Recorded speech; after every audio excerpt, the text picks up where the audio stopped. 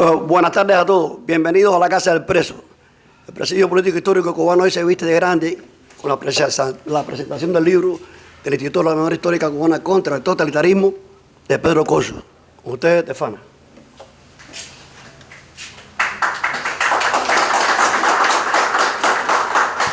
Es costumbre que siempre que realizamos un acto en este templo, hagamos un minuto de silencio por todos los que han muerto por la lucha por la libertad de Cuba. Atención.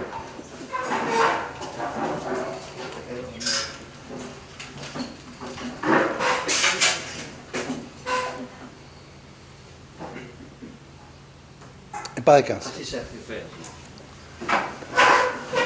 Bueno, hoy esperamos que nos sentemos todos. Hoy vamos a tener la oportunidad de conocer de otro libro de mi hermano y nuestro hermano Pedro Corso. Pero además vamos a tener la oportunidad de escuchar a alguien a quien todos conocemos, desde hace muchos años lo conocemos por su activismo en favor de la libertad de Cuba, desde muy jovencito, me refiero a Orlando Gutiérrez, naturalmente. Pero quizás no todos conocemos o no conocen, pues yo sí lo conozco, que desde muy jovencito Orlando, además de ese activismo patriótico que ha llegado hasta el día de hoy y que es continuo y sin descanso, Orlando es un hombre de ideas. Yo creo que hoy Orlando Gutiérrez es uno de los grandes pensadores de nuestro país en este momento. Y pocas veces se habla de esto, se desconoce, claro. Su activismo es tan importante y tan continuo que su obra literaria, su obra de pensamiento, de ideas, que inició desde muy joven y que mantiene, pues no deja de encumbrarse tanto como su activismo político. Pero yo me complazco en conocer la obra de Orlando y de haber compartido con él, haber tenido el privilegio y la oportunidad de compartir con él el activismo por la libertad de nuestra patria desde hace muchos años, pero conozco también cómo piensa Orlando Gutiérrez y cómo es capaz de exponer su pensamiento. No solamente de que uno es capaz de pensar y de ilustrarse, sino de que es capaz de hacerlo muy bien, de exponer su pensamiento. Presento a Orlando Gutiérrez.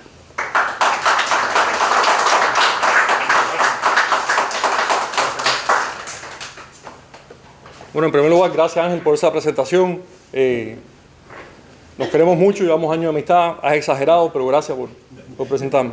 La primera vez que yo publiqué algo, yo había escrito unos artículos y Ángel me había publicado uno en el periódico Decir y había visto los otros y me dijo, esto tienes que publicarlo, tienes que sacar un folleto. Y me insistió y yo decía, pero como yo voy a publicar un folleto, y él me lo hizo, yo me lo publicó y gracias Ángel, fue la primera vez que publiqué algo, así que muchas gracias. Ahora llamó Ramón Saúl Sánchez, que dice que venía en camino para estar aquí en la actividad. Para mí siempre es un honor estar en este lugar, en esta Casa del Preso, que ha sido un templo, ha sido un santuario nuestro en esta lucha durante tantos años. Aquí es un lugar especial de cubanidad, es un lugar sagrado para nosotros y siempre es un honor estar aquí, siempre es un honor poder hablar desde este podio y poder estar presente en lo que aquí ocurre. Esto es un templo de cubanidad, como ya he dicho. Yo tengo, además de la amistad, el mayor respeto por Pedro Corso, porque Pedro Corso es un hombre serio. Lo que quiero decir por serio es que Pedro no solamente ha sido un luchador, no solamente son los años de presidio, Pedro es un teórico de nuestra causa. Y para los cubanos ya lo de teórico suena mal, porque el cubano venera más la acción que la teoría, piensa que están separadas. Pedro de los cubanos que saben que no, que la teoría y la acción van juntas. Y Pedro es un teórico de nuestra causa, es decir, estudia la historia de la causa, trata de sacar conclusiones, lo analiza, lo plasma, lo piensa, lo debate, lo practica. Y eso es muy importante en un proceso. Yo creo que el trabajo, la labor que ha hecho Pedro y un grupo de patriotas con el Instituto de la Memoria Histórica, no solamente es importante para recordar y homenajear la lucha que fue, sino como instrumento de conocimiento, de investigación, de fortalecimiento de la lucha actual hasta que lleguemos a la meta de lograr la liberación de la nación cubana. Así que yo creo que que por eso respeto y admiro el trabajo de Pedro. Y mientras más avanzamos en la lucha, en lo que estamos haciendo, más uno se da cuenta de lo que han sembrado con esa recopilación de nuestros esfuerzos. Que otros cubanos también han trabajado en eso. Enrique Encinosa ha hecho un trabajo excelente, pero el instituto lo hizo de manera institucional y lo sigue haciendo, lo cual es muy importante.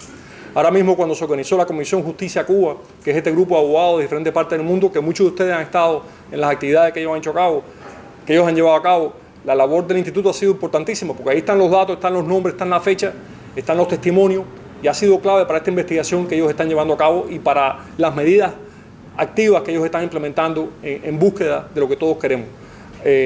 Así que eso hay que reconocerlo.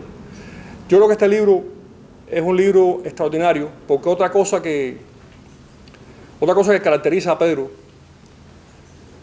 que al principio es impactante y después uno lo va apreciando, fue lo que más me impactó. La primera vez que conocí a Pedro no me cayó bien, porque Pedro es crudamente honesto.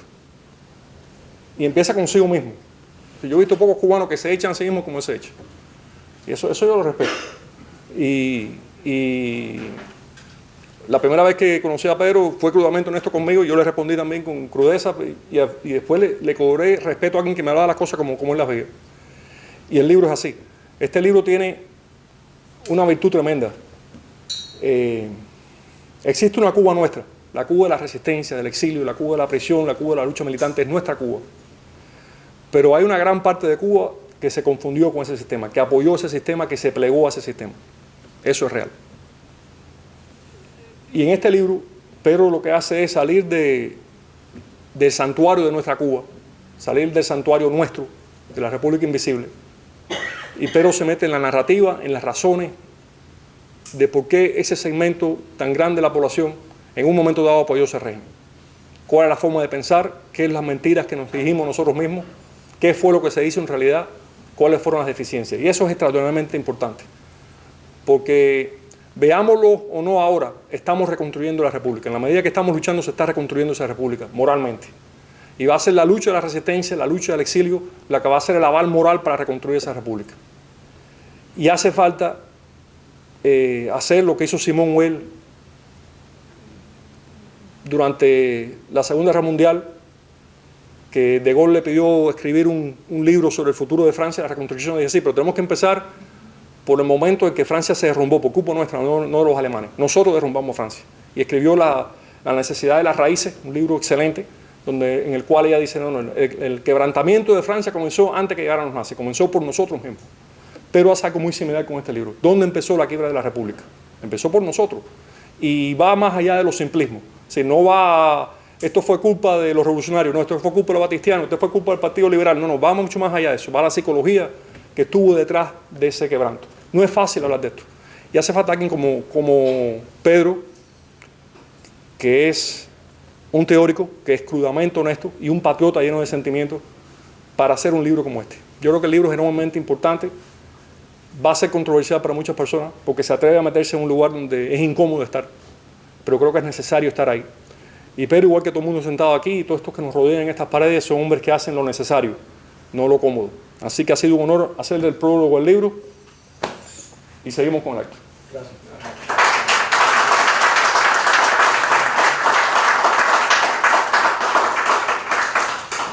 Bueno, creo que posiblemente el primer polémico con el libro fui yo, que Pedro tiene la amabilidad de, a veces, con sus amigos, antes de ir a imprenta, ¿no?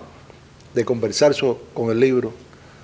Y nada, y hay cosas que se discuten, con mucho afecto y con mucho amor, y con mucha patria. Y Pedro es de las personas que escuchan, que sabe que sus ideas las defiende hasta morirse. Siempre lo ha hecho, pero escucha. Y eso es sabio. Pedro, además de un buen periodista, de un amigo grande y de un patriota a todo dar, es alguien que sabe escuchar. Pedro Corso.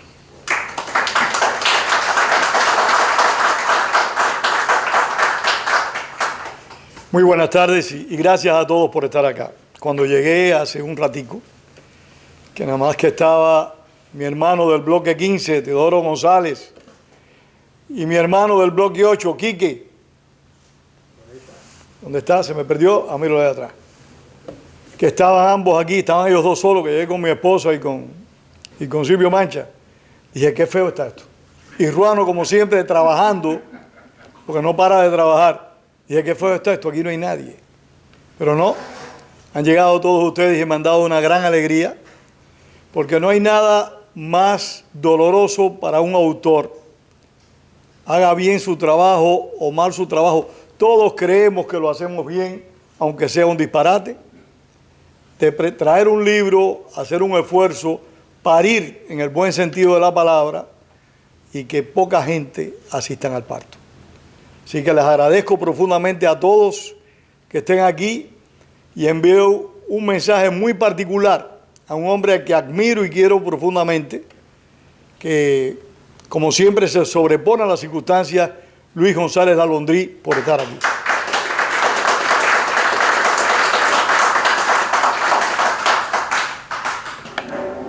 Este libro se titula La extinción de la República. Y esa fue la primera parte que nosotros discutimos. No sé si lo recuerdas. ¿Por qué? Porque yo considero que nuestra república se extinguió.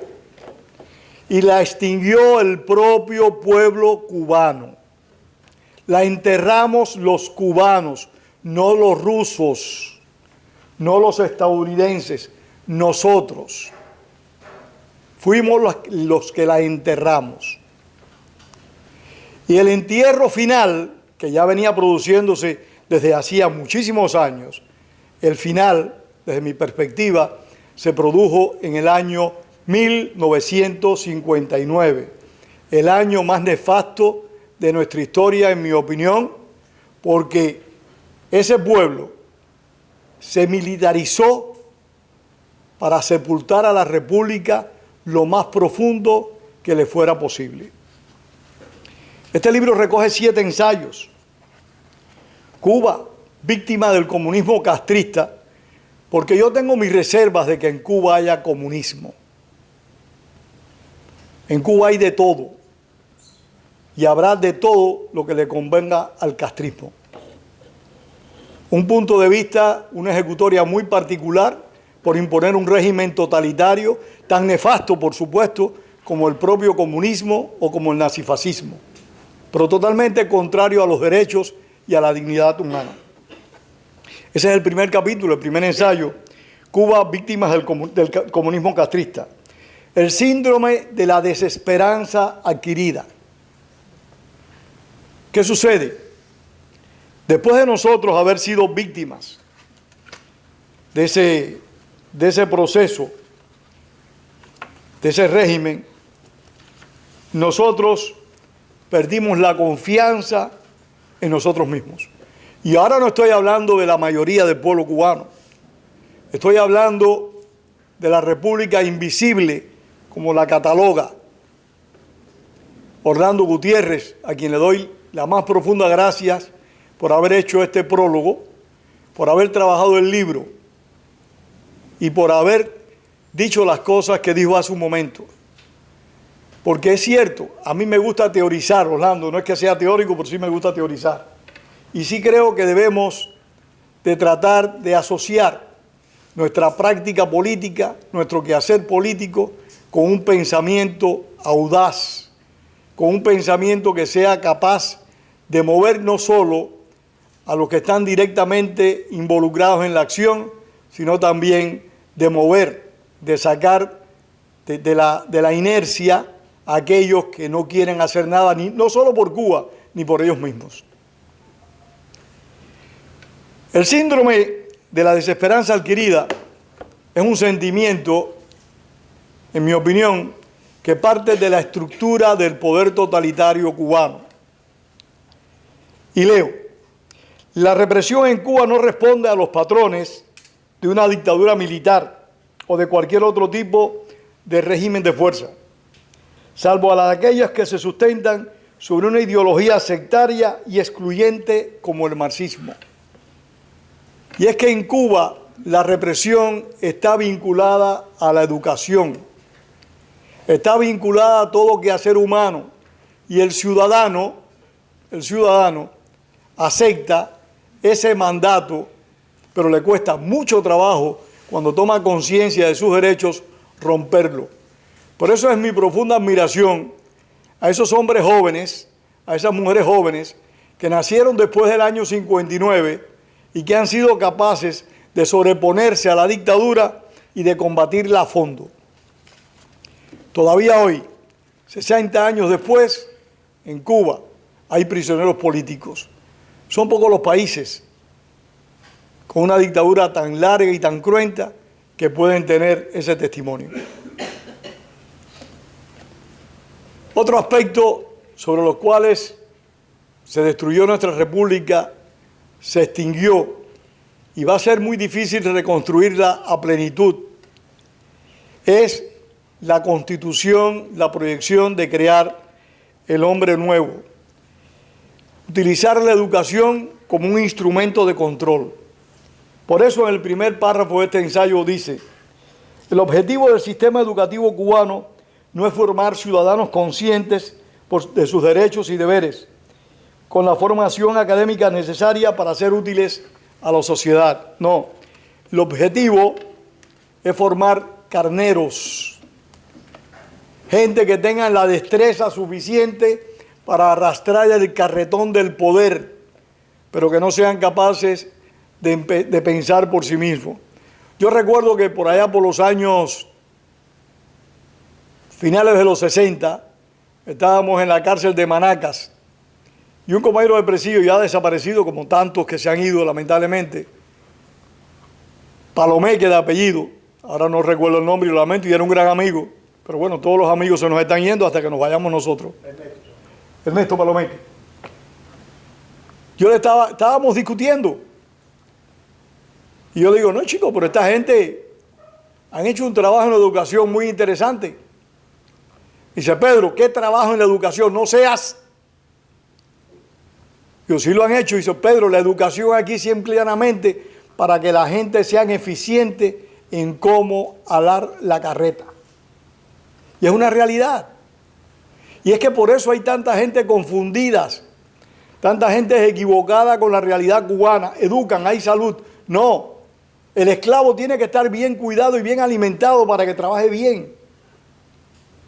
El esclavo tiene que estar educado para que pueda utilizar bien las herramientas que el poder requiere para mantenerse en el mismo. Otro aspecto que profundizó la destrucción de la República, el ejército es de los Castro o de la República. En Cuba no hay ejército de la República. En Cuba el ejército es de los Castro. Pero esto no viene, y esto es una herejía, y me va a costar una discusión con un gran amigo, pero bienvenida sea. Y esto no viene del año 59, esto viene del año 1933, cuando el golpe militar del 4 de septiembre, donde la clase de oficiales cubanas, como se opuso al golpe, fue totalmente desplazada y se creó una nueva oficialidad sin la preparación y sin la competencia militar adecuada. O sea, es una tradición cubana. El poder hace el ejército. Y aquí hay una persona que sabe de eso mucho más que yo, Luis González Alondrí. Lamentablemente no lo podemos discutir hoy, pero en su momento podremos conversarlo, Luisito, porque la percepción que yo tengo es doble, y me desvío un poquito con el permiso de ustedes. La revolución de 1933 traumatizó de una manera muy profunda a la clase dirigente cubana. La clase dirigente cubana no pudo llevar a vías de hecho, y me refiero a los que eran estudiantes. Recordemos que en Cuba el gusto por fusilar no lo inventó Fidel Castro. En el año 33 un estudiante cubano fue fusilado por sus propios compañeros. Tengamos eso presente. Nosotros somos los culpables de lo que ha pasado en Cuba. Nuestra falta de tradición civilista, y no estoy hablando ahora del pueblo llano, del pueblo en general, estoy hablando de la clase dirigente. Esa misma clase dirigente que formó gobierno en el año 59, que eran las mentes más lúcidas de Cuba, muchos de ellos católicos prácticos, y aceptaron, primero, que Fidel Castro no repusiera la Constitución del 40 como era la promesa. Aceptaron que hiciera estatutos a su conveniencia, tal y como había hecho Batista, Fulgencio Batista, el 10 de marzo de 1952. Pero una anomalía más. Muchas de estas personas eran católicos prácticos y aceptaron de que no fuera puesta la invocación a Dios en esos documentos. Hay que preguntarse, ¿cómo es que católicos prácticos aceptan formar parte de un gobierno que, existiendo una constitución previa que era la que iba a ser reimpuesta en el país, aceptó, cayó ante el capricho del dictador Fidel Castro de no poner la invocación a Dios? Y yo no soy creyente, aclaro, pero creo que hay aspectos fundamentales en los principios y valores de los pueblos que hay que tratar de que permanezcan y de que se mantengan siempre. El ejército, lamentablemente, de Cuba hoy es el ejército de los Castro, no es un ejército de la República. Mañana, cuando todos esperamos que eso termine, no sabemos cómo va a derivar esta situación, pero tiene que ser muy profundamente analizada, porque ha sido un ejército formado en una ideología en la cual no se respeta al ciudadano. Es lo que está pasando también hoy en Venezuela, para que Alexis se me despierte. Es lo que está pasando hoy en Venezuela. El ejército venezolano ha cambiado radicalmente y no son las Fuerzas Armadas que yo conocí cuando llegué a ese glorioso país. Otro aspecto que enterró la República, ha sido la servidumbre de los sabios. Un número importante de nuestra clase intelectual, del sector de más amplios conocimientos de nuestro país, de nuestra sociedad, se plegó a la dictadura. Se prestó a ser correa de transmisión. Como Orlando decía, y comparto lo que dijo 100%, uno tiene que ser duro consigo mismo. Tenemos que ser duros con nuestra nación. No podemos caernos a contemplaciones. Tenemos que encontrar nuestros defectos, que son mucho más que nuestras pocas virtudes, y hacer un acto de contrición que nos lleve a trabajar en serio por el país. Y el primer paso es entender que un número importante de intelectuales cubanos, conociendo que en marzo y febrero del 59 se había producido un doble juicio a los pilotos, algo inaudito en un sistema judicial, conociendo de que la Constitución no había sido restablecida, conociendo que se estaban fusilando centenares de personas sin respetarse el debido proceso, que las condenas estaban dictadas aún antes de que se celebraran los juicios, esos sabios le sirvieron fielmente a la dictadura y callaron. Por eso siempre recuerdo con mucho cariño y mucho respeto a Pepe Yan, a José Yan, a quien muchos de ustedes conocieron, que en un programa, y esto lo he contado infinidad de veces, de la Peña Azul con el doctor Salvador Leu, que en paz descanse, en una discusión que tuvimos, porque yo creo en la discusión sana y respetuosa, me dijo: Pedro, en el 59 nosotros nos debatíamos entre el miedo y la esperanza. Digo, ¿cómo es eso? Sí, el miedo que le teníamos a Fidel Castro, porque era un loco. Y entonces hay que preguntarse, ¿y toda esa gente que conocían a ese loco lo apoyaron? Son cosas inauditas que las vimos en Cuba en el 59. Y por eso, si vemos que ese pueblo hoy no asume el rol protagónico que muchos de nosotros consideramos que debe asumir, es como consecuencia de eso.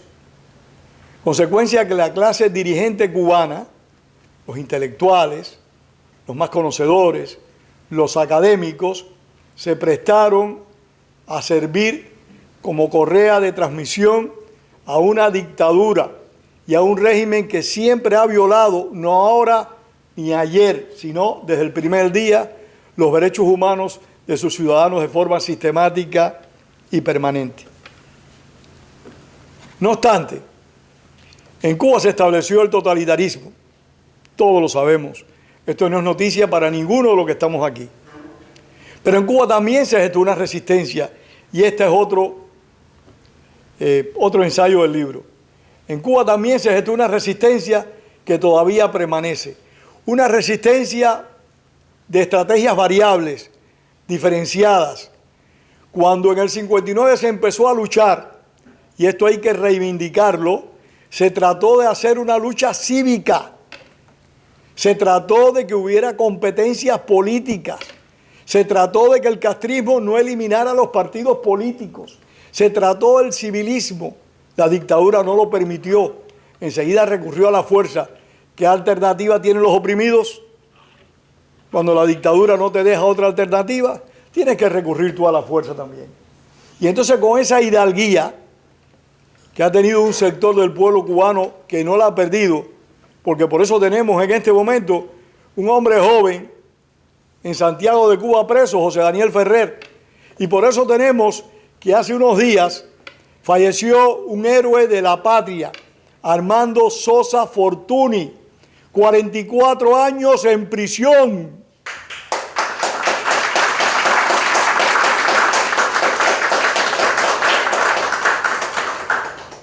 Eso es para meditar, para pensar. Un muchacho que con 18 años desembarca en Cuba en octubre del año 60.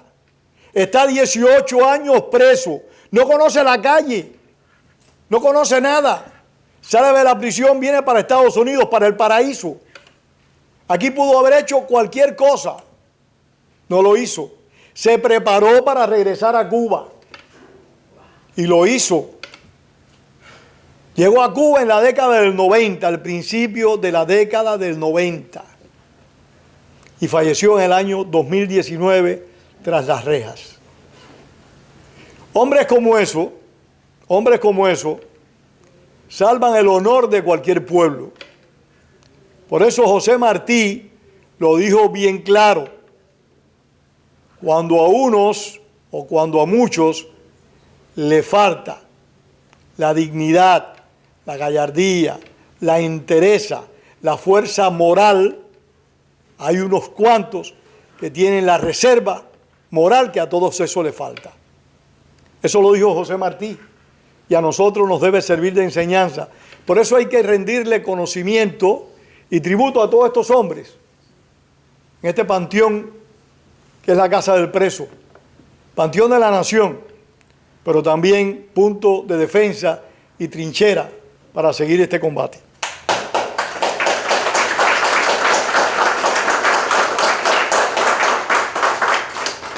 Totalitarismo y resistencia, sí, el régimen es totalitario. La resistencia nunca ha desaparecido. No solo dentro de Cuba, en el exilio, porque si Sosa Fortuny, después de haber cumplido 18 años de prisión en Cuba, llegó al extranjero y retornó a Cuba, aquí hay muchos cubanos que hicieron eso. Muchísimos. Muchos perdieron la vida en las costas cubanas. Muchos fueron fusilados. Hay también desaparecidos. Hay que decirlo también, muchos cubanos han cumplido largos años de prisión en Estados Unidos, en Venezuela, en México, en Panamá. ¿Por qué? Por luchar por sus ideales.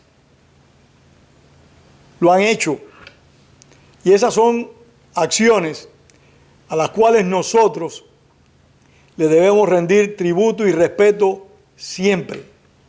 Porque el exilio cubano, al igual que el presidio cubano, no ha sido un mero almacén.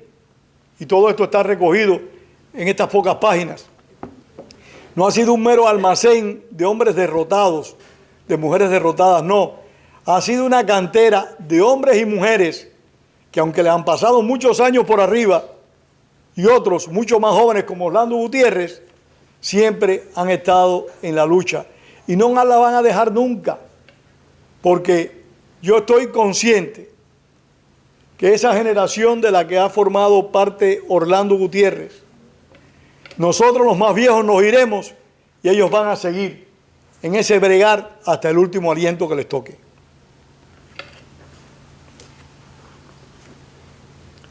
Creo que me he extendido un poco y Wenceslao me va a llamar la atención. Llego a la extinción de la República, al último ensayo. Leo: cuando se medita sobre la historia reciente de Cuba, es obligatorio pensar sobre la extrema facilidad con la que el liderazgo castrista pudo infiltrar la conciencia individual y colectiva de un sector importante de la nación cubana. Muy cierto. Pero Castro no hizo solo ese trabajo. Ese trabajo lo veníamos haciendo, como ocurrió en Francia, lo veníamos haciendo muchos cubanos, y algunos muy buenos cubanos, pero que estaban total, una frase que nos encanta a los cubanos, estaban total y absolutamente equivocados. ¿Por qué? Porque ayudaron a destruir la República. La portada de este libro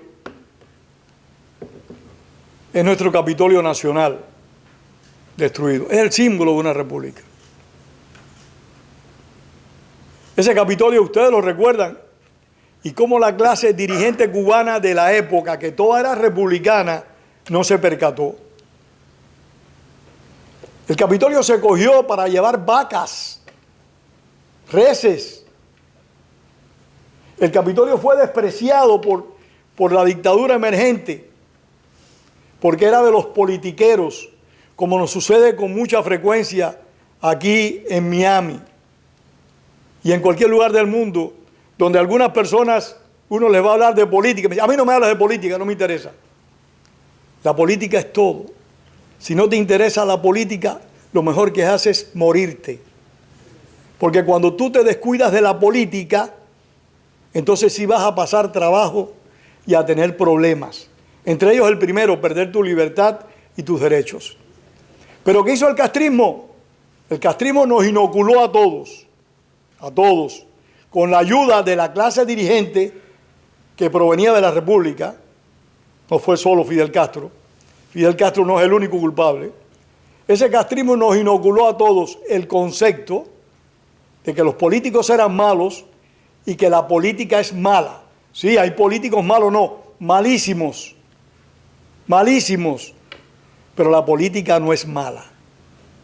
La hacen mala a los políticos, como a la medicina, como al periodismo, lo hacen malo los malos periodistas y los malos médicos. La política no es mala, tenemos que ocuparnos y preocuparnos por eso. Y no podemos seguir los eslogans de una dictadura que ha destruido nuestro país y que nos va a costar muchísimo trabajo recuperar.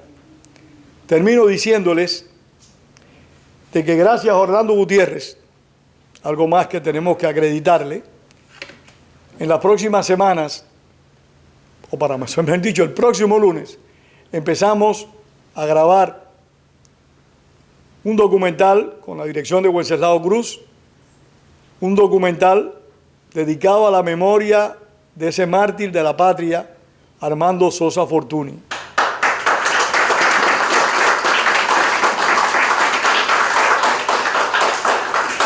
Y gracias a esa misma gestión de Orlando Gutiérrez, vamos a hacer un libro también dedicado a Sosa Fortuny. Les agradezco mucho que me hayan aguantado la lata. Estoy consciente que no todos van a estar de acuerdo conmigo y eso es muy bueno, porque una buena discusión nos acerca a todos a la verdad.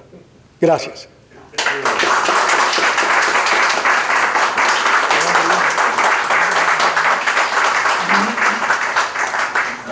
Si alguien quiere hacer alguna pregunta, alguna intervención, pues está... venga, arriba. No, Pedro es maravilloso. Pedro. Y me parece que está realmente bien, pero sin embargo, hay dos compañeros de Armando Sosa Fortuny que cuando yo invadí en Cuba fueron con él. No recuerdo los nombres ahora, pero esos dos todavía sigue preso en Cuba y lleva 25 años preso.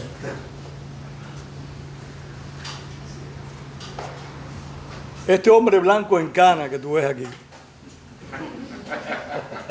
no por viejo, sino por lo mucho que trabaja por la causa de la libertad de Cuba, se preocupó de eso también.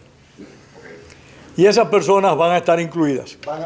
Humberto Real Suárez y Miguel Díaz Bolsa van a estar incluidos en este documental. Perfecto, no, pero como no se mencionó... No, porque, por eso, porque ya me estaban haciendo señas que estaba hablando demasiado y tú sabes. no, al contrario, un placer escuchar. Entonces, sí, pero después mi esposa Y como decía don Ramón Grau San Martín, las mujeres mandan, no perdamos esa perspectiva. Y aquel que piense otra cosa está equivocado. ¿Alguna otra pregunta o intervención? No, como intervención o como comentario. Es lamentable a esta altura aquí de Río, donde no hay tantos cubanos en el exilio y tan pocos exiliados. Cierto, cierto. Hace muchos años conversábamos eso con Ángel Cuadra, ese magnífico poeta que nos ha acompañado, ¿no? Que ha sido parte del liderazgo de este largo proceso, de que lamentablemente los años se habían llevado a mucho de lo mejor del exilio y que lamentablemente en los últimos años el destierro se había nutrido con simple y llanamente ciudadanos emigrantes que tienen todo el derecho del mundo, pero a los cuales yo, al igual que tú, me niego a llamarle exiliado. El exiliado es el hombre que está comprometido con su país, es el hombre que lucha porque a su país llegue la libertad y el derecho que él considera le fue sustraído. El emigrante no, el emigrante con todo el derecho que le asiste, el ser libre, quiere vivir y tiene derecho, pero nosotros no podemos permitir que a esa gente le digan exiliado. Si tú me permites una libertad, aquí hay una persona que yo admiro mucho y que estimo profundamente también. A todos ustedes los admiro y los quiero. Pero hay una persona que está en Cuba, que se llama Guillermo Fariñas, que está sentado ahí atrás.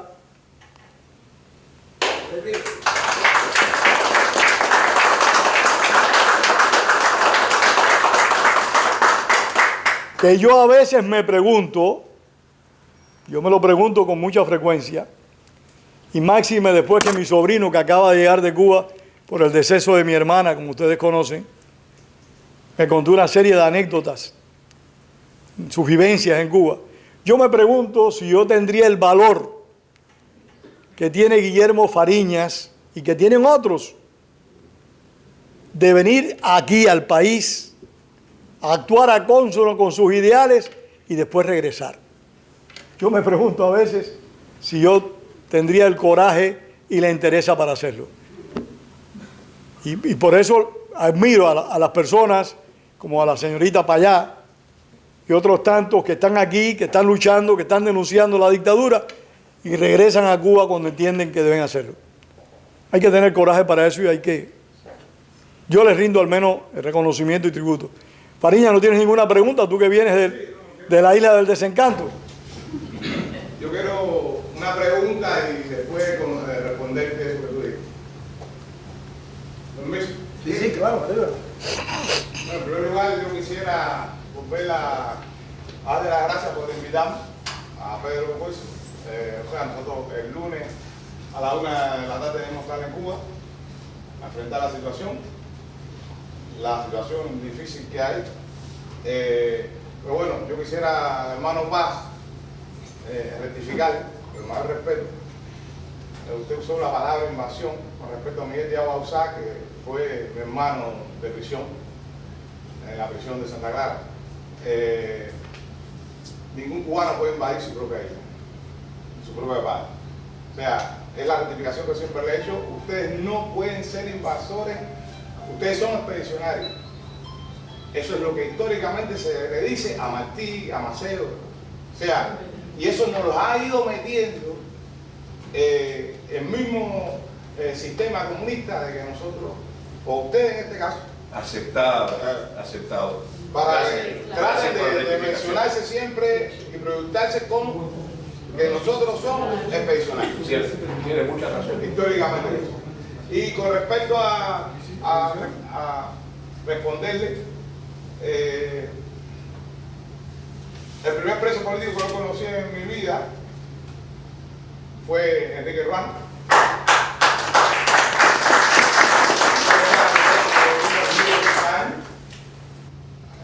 Se crió con mi padre y con mis tíos.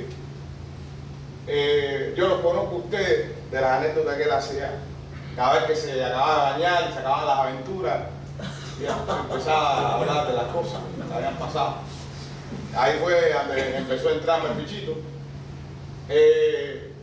Pero hay una cosa que es importante, o sea, nosotros, la generación que nació después del 59, simplemente somos unas personas que estamos haciendo lo que ustedes hicieron y puede ser que menos. Ustedes los mataban y se venían a enterar de su familia a los 6 meses. Y no había nadie que se supiera por qué lo iban a ver cada ese tiempo. Entonces es importante que ahora, cuando yo llegue al aeropuerto de Santa Clara, nada más que me toca, y enseguida se va a enterar todo el mundo. Entonces, si ustedes no se rindieron, yo no tengo derecho a rendir.